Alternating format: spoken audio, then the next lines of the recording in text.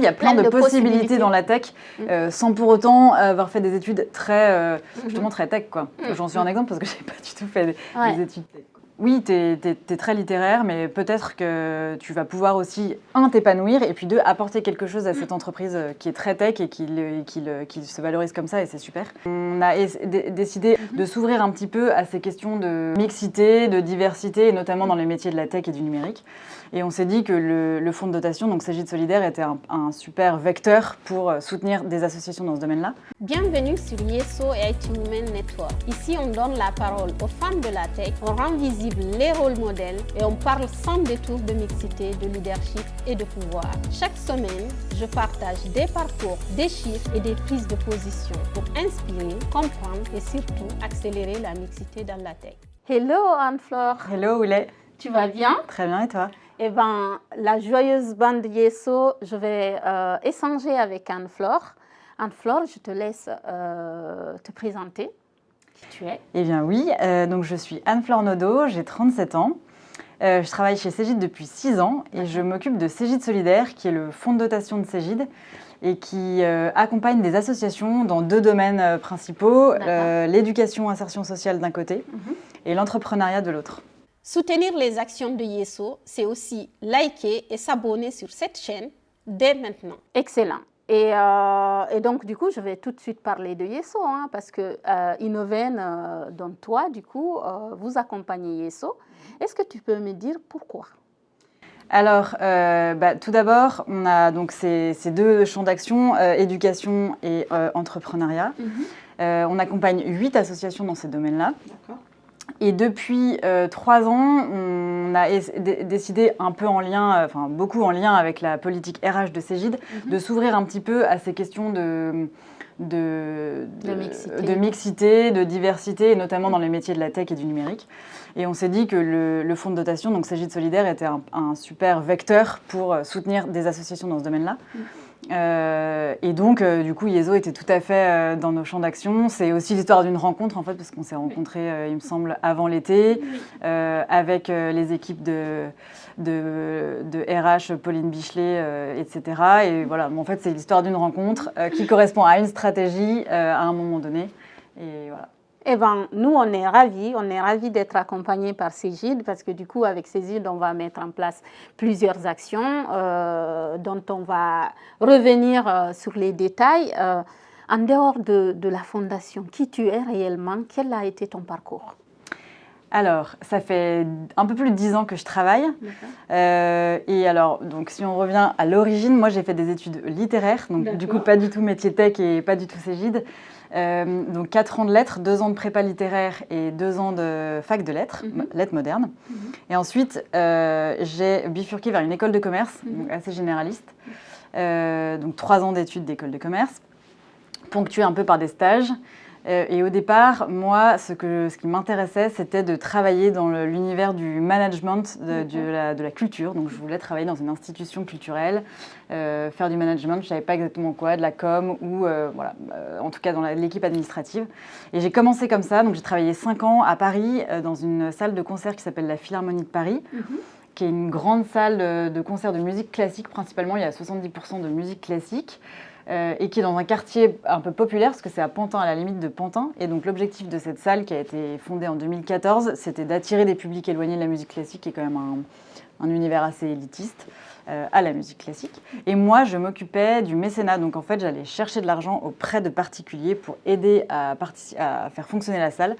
Parce que c'est des salles qui sont publiques, donc financées par la mairie de Paris et le ministère de la Culture. Mais grosso modo, il y a toujours besoin de financement supplémentaire pour développer des programmes justement de sensibilisation à la musique, etc. Et donc moi, mon objectif, c'était d'aller chercher de l'argent. Et le mécénat représentait à peu près 1/3 du budget de la salle. Donc ça, c'est la première partie de ma carrière. Et la deuxième, elle est maintenant. Donc ma carrière est encore un peu petite. Tu as raison de l'IT, quoi, maintenant. Et maintenant, j'ai intégré l'IT, mais en vrai, sincèrement, totalement par hasard. J'ai débarqué à Lyon. J'ai cherché du travail au départ, pareil, je cherchais un petit peu univers culturel qui m'intéressait. Et après, je me suis dit, mais en fait, élargis un petit peu tes horizons, parce que la culture, c'est assez restreint. À Lyon, c'est quand même de fait un peu plus restreint qu'à Paris. Et je me suis dit, en fait, ce qui pourrait être intéressant, c'est de chercher l'autre côté du mécénat, donc côté financeur, finalement, et donc trouver des entreprises qui ont de l'argent et qui vont financer des associations. Et là, je suis arrivée totalement par hasard chez Cégide. Ils cherchaient quelqu'un pour s'occuper de Cégide Solidaire. Et du coup, je me suis dit, lance-toi. Cégide, ce n'était pas forcément une entreprise qui m'attirait à fond au départ, parce que justement, pour moi, l'univers de la tech était plutôt un univers que je connaissais tellement peu que ça me faisait un peu peur. Je me disais, mais est-ce que j'ai les capacités, moi, avec mes petites études littéraires, d'aller là? Et en fait, je suis hyper contente parce que c'est une ouverture différente. Déjà, c'est l'autre côté du mécénat pour moi, donc j'ai de l'argent que je distribue, donc c'est assez sympa aussi, c'est différent d'aller en chercher. Et puis, cet univers de la tech m'a ouvert énormément de portes que je n'avais pas du tout ouvertes jusqu'à présent. Comme quoi, l'univers de la tech a tous les métiers, tous les profils, il y a plein de services différents. En fait, il y a plein de à mon avis, il y a plein de possibilités dans la tech, sans pour autant avoir fait des études justement très tech, quoi. J'en suis un exemple parce que je n'ai pas du tout fait des études tech. Et toi, dans ton domaine, j'imagine littéraire ou en tout cas les fondations, l'associative, j'imagine il y a plein de femmes en fait. Est-ce que dans ta carrière, tu as plus travaillé avec... Alors oui, clairement, pour le coup, univers mécénat, culturel, communication, tous ces univers-là, c'est 80% féminin. Et du coup, j'allais dire que c'est presque, on a presque un peu le problème inverse, c'est qu'on cherche un peu les hommes parce que, pour moi, on est totalement complémentaires hommes-femmes et on a besoin aussi des hommes dans ces métiers-là. Donc, oui, c'est un univers qui est pour le coup très féminin. Et même dans mes études, moi, je me souviens dans mes classes, notamment en prépa, on était 40. Je pense qu'il y avait un peu moins de 10 garçons. Donc, c'est l'inverse de toutes les filières scientifiques, quoi, finalement. Et est-ce que tu vois, du coup, même si ce n'est pas toi en tant que personne, des inégalités de genre, ce que je veux dire par là, vu qu'il y a moins d'hommes, en fait, est-ce que tu sens une inégalité de genre ou est-ce que inégalité, je vais dire, dans le sens en opportunité pour évoluer en poste, est-ce qu'on donne plus de postes aux femmes, du coup, de responsabilité ou c'est assez... Ouais, en fait, je ne sais pas trop, je pense qu'il y a... peut-être un manque d'intérêt, mais là encore, c'est les mêmes problématiques que dans les métiers tech. C'est que je pense que les femmes vont spontanément vers ces métiers parce que, je sais pas, c'est peut-être un peu plus fun, c'est peut-être un peu plus... des métiers qui attirent plus les femmes et du coup, les hommes n'y vont pas parce qu'eux sont moins attirés par ça. Donc, oui, il y a quand même un souci d'inégalité, clairement. Après, est-ce que c'est un problème? Ça, j'en sais rien. C'est vrai que c'est pas du tout des métiers qui sont paritaires. Il n'y a pas du tout 50-50.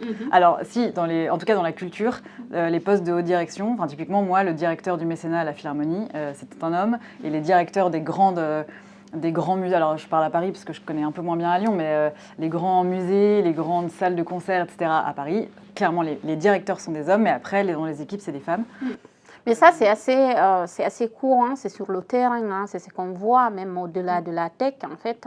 Quand il s'agit des postes à responsabilité, c'est plus des hommes parce que c'est une culture aussi à déconstruire quelque part, d'où ces interviews d'ailleurs d'Assange pour aller à la rencontre des femmes qui ont des postes à responsabilité comme le tien. Et si tu avais des conseils à donner...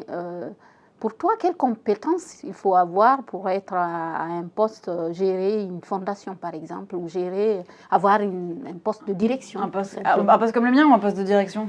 Les deux, la question pour les deux en fait. Alors un poste comme le mien, je commence parce que je connais. En fait, c'est des compétences assez transverses. Je pense que la première, quand même, c'est des compétences à la fois rédactionnelles et relationnelles. Il y a pas mal de rédaction, quand même, dans mon métier, beaucoup de communication, à la fois interne et en même temps externe. Donc, il faut quand même savoir rédiger, savoir écrire. Il y a pas mal de relationnel aussi, beaucoup même. Parce que pareil, mon objectif c'est d'aller trouver des associations qu'on peut soutenir. Donc en fait, il faut que j'aille rencontrer des gens. Bon, je passe beaucoup de temps à rencontrer des associations comme Oulé, on s'est rencontrés. Et du coup, l'idée c'est d'avoir une forme de curiosité, de rencontrer un tas d'associations qu'on ne peut pas forcément soutenir, mais en tout cas d'avoir la curiosité d'échanger avec elles.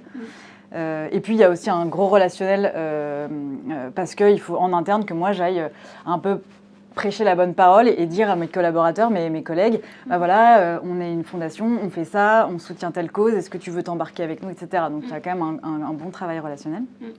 Donc voilà, communication relationnelle.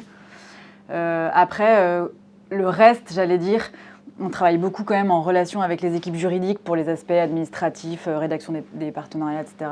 On travaille quand même beaucoup avec la comptabilité pour tout ça. Donc il y a moins besoin d'avoir des compétences très techniques en compta, en juridique, il y a du etc. relationnel. Mais il y a beaucoup de relationnel finalement.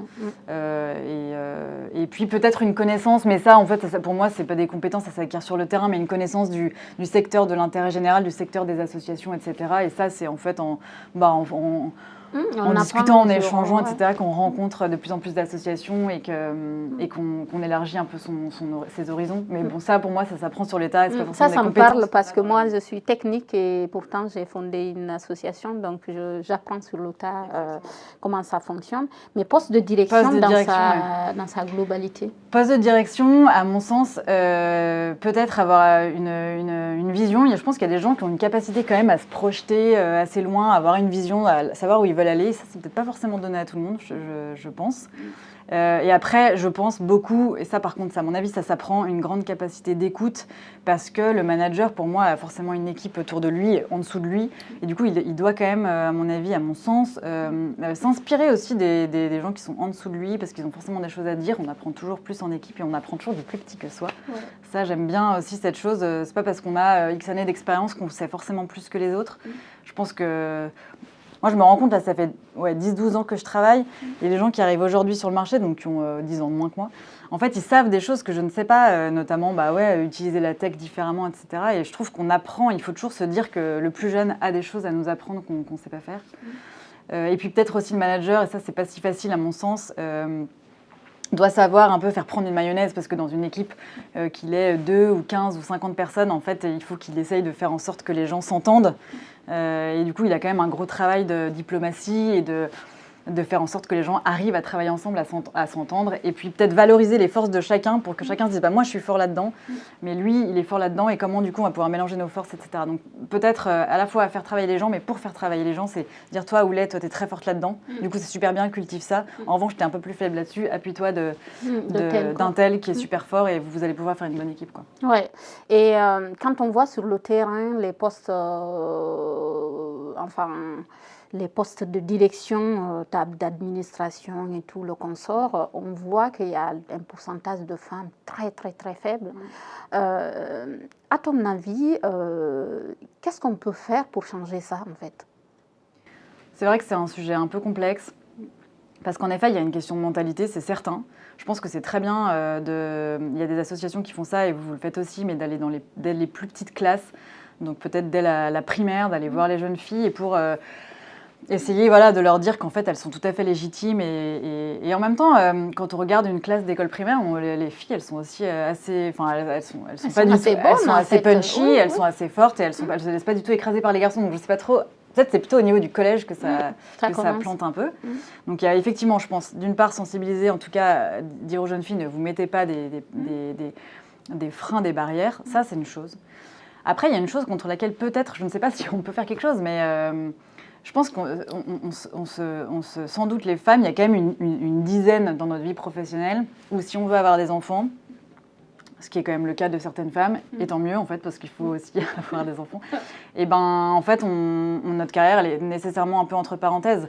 Donc c'est généralement entre 30 et 40, cette dizaine-là, où de fait c'est aussi la carrière où l'homme, en tout cas moi je me rends compte, parce que là du coup j'ai 37 ans, j'ai 2 enfants de 3 et 5 ans, je me rends bien compte autour de moi que c'est un peu la période où on peut progresser énormément, parce que ça fait déjà 10-12 ans qu'on travaille. On a encore du peps, etc. Et en même temps, c'est typiquement la période où les enfants sont petits et demandent une énergie énorme. Donc je pense que c'est peut-être pas forcément des freins qu'on se met parce qu'on se dit je suis moins forte qu'un homme, etc. C'est plutôt comme, à mon avis, on se dit en fait, si je veux mener mon bateau jusqu'au bout, et si je veux que ma famille, elle puisse, tout le monde puisse s'épanouir au sein de ma famille, et je mets un petit coup de frein sur ma carrière pour m'occuper de mes enfants, et je remettrai un coup d'accélérateur 10 ans plus tard parce que mes enfants sont plus grands, etc. Et ça, en fait, quelque part, d'un certain côté, je me demande si c'est pas une bonne chose aussi qu'on ralentisse un peu au niveau pro pour s'occuper de sa famille, parce que avoir des enfants et bosser comme une malade, je sais pas si c'est une bonne chose non plus pour les enfants. Et c'est surtout qu'on sera peut-être moins performant aussi, puisque c'est du temps plein aussi à la maison avec les enfants. Ce qui veut dire, moi, ce que je tire comme leçon de ce que tu viens de dire, c'est que si on veut l'équité professionnelle, il va falloir aussi agir en dehors de l'entreprise, en fait, dans la vie de couple. Alors, oui, ça, c'est sûr. Voilà, justement, d'où sensibiliser dès le plus jeune âge, les filles et les garçons. Puisqu'en fait, c'est ces garçons qui vont devenir des maris un jour, et donc que cette charge soit répartie équitablement et qu'on évolue tous et toutes équitablement, ou en tout cas, si ce n'est pas le cas, que ce soit un choix du couple et que ça soit réfléchi. Parfait, exact. Je voulais aborder un autre sujet que j'aime bien aborder avec toutes les femmes. Si tu avais un succès que tu voulais partager, ça serait lequel? Un défi que tu as eu et que au départ c'était un grand défi et à la fin tu es très fière d'être allée au bout en fait. Je pense quand même que venant d'un univers très culturel et très littéraire, rentrer dans une entreprise comme Cégide qui était vraiment pour moi au départ, j'avais le sentiment d'arriver en terre inconnue totale, presque de parler une langue différente, étrangère, etc. Des métiers, je ne comprenais pas. Je me souviens au début, quand j'échangeais avec des collègues, ils me donnaient leur intitulé de poste. Franchement, je disais, ah d'accord, mais je ne comprenais pas ce que c'était. Et donc pour moi, le défi, c'était ça, c'était de me dire, allez, en fait, oui, t'es très littéraire, mais peut-être que tu vas pouvoir aussi, t'épanouir, et puis apporter quelque chose à cette entreprise qui est très tech et qui se valorise comme ça, et c'est super. Et alors là, ça fait que 6 ans, je ne sais pas si on peut dire que le pari est réussi ou quoi, mais en tout cas, je me sens super heureuse dans ce métier. Je me sens super intégrée dans cette entreprise. Et du coup, quelque part, si, c'est un peu une réussite parce que je me sens bien, en fait. Je me sens bien dans cet univers qui... C'est une réussite. Je me sens bien dans cet univers qui, au départ, pour moi, était vraiment... je m'étais dit, bon, j'essaye, mais je ne suis pas sûre que ça soit mon truc, quoi. D'ailleurs, c'est une des choses qu'on doit suggérer aussi si on veut l'équité professionnelle femmes-hommes, c'est de sauter le pas, en fait, d'essayer, en fait. Même si c'est des défis et on n'a jamais c'est jamais un échec, en fait. On aura toujours appris. Puis surtout, je crois qu'il faut aussi se décomplexer un peu, c'est que rien n'est figé. En fait, on peut très bien essayer quelque chose et après revenir en arrière ou en tout cas changer. Et c'est pareil, je trouve, avec la carrière, il ne faut pas se dire je vais aller là, bosser comme une folle, etc. Et mais du coup, ma carrière va s'arrêter si j'ai des enfants. Non, en fait, tu vas t'adapter. Ta carrière, elle va, oui, tu vas réduire un peu la voilure, mais ce n'est pas pour autant que tu vas tout d'un coup te retrouver dans un poste tout en bas alors que tu n'étais pas trop mal et que tu ne pourras jamais retrouver un poste. Non, je pense pas. Je pense qu'en fait, les choses évoluent, qu'on s'adapte en fonction de la vie qu'on a envie d'avoir à côté du boulot, de la charge de travail qu'on a, des collègues aussi, parce qu'en fait, ça change aussi, je pense, en fonction du manager qu'on a, d'un collègue, etc. Donc, je pense qu'il faut toujours garder en tête que, voilà, rien n'est figé, les choses vont évoluer et j'évolue moi aussi, mes envies, mes désirs, mon énergie aussi. Je pense qu'on n'a pas la même énergie à 25 ans quand on démarre une carrière qu'à 45 ou à 60 quand on la termine. Donc il faut aussi, je pense, se faire avec ça et pas toujours se dire si je fais pas maintenant, du coup c'est foutu. Parce que ça, en fait, je pense que c'est assez négatif comme point de vue et c'est difficile après de rebondir, quoi. Et revenons à la fondation, tu disais tout à l'heure, vous accompagnez 8 associations. Pourquoi 8 ? Ouais, c'est une bonne question. 8 parce qu'on ne voulait pas faire trop. On ne voulait pas saupoudrer la subvention que nous donnait Cégide. En fait, Cégide, l'entreprise, donc Cégide SAS, donne chaque année un budget, donc 650 000 € à Cégide Solidaire, qu'on a pour objectif de redistribuer intégralement. Et effectivement, il y a énormément de causes qui sont super importantes, qui sont nécessaires, qui sont bien de soutenir. Et en fait, on s'est dit, déjà, cantonnons-nous à nos 2 axes, éducation, insertion et entrepreneuriat. Et dans ces axes, choisissons des associations. 4 et 4, ça nous paraissait bien pour donner une dotation suffisante. Donc la dotation moyenne qu'on donne aux assos, elle est à peu près de 30 000 €. Et ça nous paraissait bien aussi pour suivre le partenariat. Parce qu'en fait, moi, je suis seule à mon poste. J'ai un président qui est au-dessus de moi, mais je suis toute seule. Et si j'avais, je ne sais pas, même peut-être 20 associations, je n'arriverais pas à faire du suivi dans la dentelle, du suivi intéressant. Là, je connais très très bien chaque membre des associations que je soutiens. On échange très régulièrement, on partage, on avance sur des projets, etc. Et puis, donc ça fait une relation à la fois qualitative et très pertinente pour ce qu'on fait. Donc voilà, 8, c'est le nombre qui nous paraît bien pour à la fois avoir une dotation qui est correcte pour les associations, qui leur permet quand même de faire quelque chose, et en même temps pour avoir un suivi en finesse, quoi. Oui, et en plus, du coup, au-delà de l'accompagnement financier, vous accompagnez aussi un bénévolat, un mécénat de compétences. Exactement. Et comment ça fonctionne? C'est-à-dire, quand vous accompagnez une association, est-ce que les employés vont... Comment ça marche, en fait? Alors, quand on démarre un partenariat, on demande toujours à la structure... déjà, on annonce la couleur. On leur dit, nous, on va vous soutenir financièrement à hauteur de temps, mais en revanche, on soutient aussi en compétences. Enfin, nous, on ne fait pas l'un sans l'autre. Donc, si vous voulez que du financier, c'est pas nous, quoi.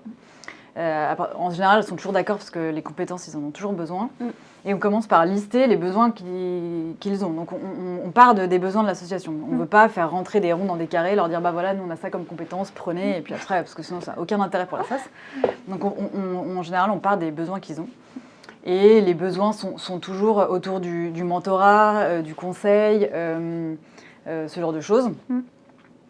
Donc on part de ces besoins-là et ensuite nous on est outillés depuis 4 ans d'une plateforme qui est vraiment super, qui permet de référencer l'intégralité des missions de mécénat de compétences que proposent nos associations partenaires. Et ensuite les collaborateurs ont accès à ces missions, donc en général en temps réel il y en a 70-80 qui sont possibles dans toute la France, dans différentes villes de France ou faisables à distance.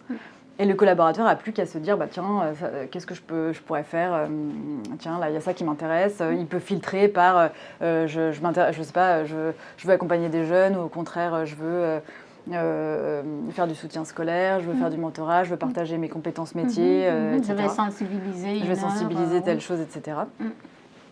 Voilà, c'est comme ça que ça marche. Et après, moi, très régulièrement, donc tous les 15 jours, je fais une communication particulière que j'envoie aux collaborateurs sur, j'ai une mission de mécénat avec l'entreprise Sport dans la Ville, avec l'association Sport dans la Ville, pardon.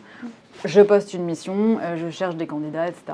Oui, très bien. Et les employés vont dans ces actions-là dans leurs heures de travail. Est-ce qu'il y a des jours alloués aux... C'est une très bonne question. Alors oui, nous, ce qu'on veut proposer, c'est absolument qu'ils le fassent sur leur temps de travail parce que le but, c'est pas de leur dire venez un samedi matin, personne n'aura envie de venir. Donc on a défini ça aussi, c'est une règle qu'on a définie en lien avec la DRH, avec les ressources humaines, et on a défini 3 jours de congé mécénat par an et par collaborateur. Donc chaque collaborateur qui a envie de donner de son temps, il a 3 jours. Donc il peut poser 3 jours de congé pour donner son temps aux associations qu'on soutient. Et s'il n'y avait pas ça, effectivement, je pense qu'il y aurait moins de monde. Parce qu'en fait, les gens ont aussi une vie à côté, ils n'ont pas forcément envie de faire que pour Cégide. Néanmoins, on se rend compte que c'est incitatif, mais pas suffisant non plus. Il y a aussi, je pense, une vraie culture personnelle. Et pour le moment, on est... alors, c'est pas trop mal. Hein, quand je compare un peu avec les autres fondations, on a à peu près un peu moins de 10% de collaborateurs engagés, ce qui est quand même pas beaucoup mal. Déjà, mais quand on regarde sur les chiffres, on se dit toujours, on pourrait faire mieux. Et de fait, il faut qu'on fasse mieux chaque année. Mais on est dans les chiffres plutôt médians, et donc c'est plutôt bien, quoi. 10% de Cégide en plus qui a un effectif, grand effectif, c'est extra. C'est bien. Ouais. Est-ce que tu as une citation ou en tout cas un conseil sur la mixité dans l'IT ou sur la mixité dans sa globalité? Sur la mixité, je sais pas. Mais moi, j'ai un mojo que j'aime bien, alors qui n'est pas forcément lié à la mixité, mais peut-être qu'on peut le rallier à la mixité. C'est une phrase d'un philosophe qui dit ce n'est pas le chemin qui est difficile, c'est le difficile qui est le chemin. Donc c'est un philosophe qui s'appelle Kierkegaard. Et j'aime bien cette phrase parce que moi j'aime bien me dire que tout n'est pas acquis dans la vie et qu'en fait il faut aussi en baver un peu pour obtenir ce qu'on veut. En fait, on n'a pas les choses en claquant du doigt. Si on veut quelque chose, il faut choisir le chemin qui est dur en fait. Et il ne faut pas se dire bon là ça a l'air facile, j'y vais et puis advienne que pourra. Il faut choisir le chemin qui monte parce qu'en fait la vue est toujours plus belle du haut.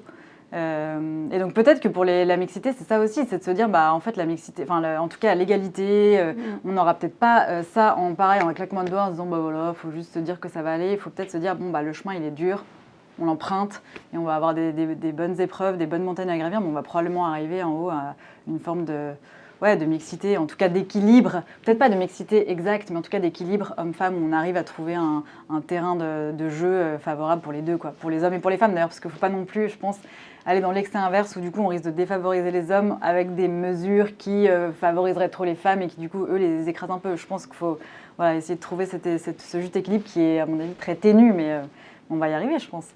Eh bien, formidable, une bonne façon de terminer cette interview. Je te remercie, Anne-Flore. Merci de m'avoir donné la parole. Hyper contente d'être là. Merci à toi. Merci, Oulé. Si cet épisode vous a plu, partagez-le, abonnez-vous et surtout rejoignez l'association IESO. Toutes les infos en description.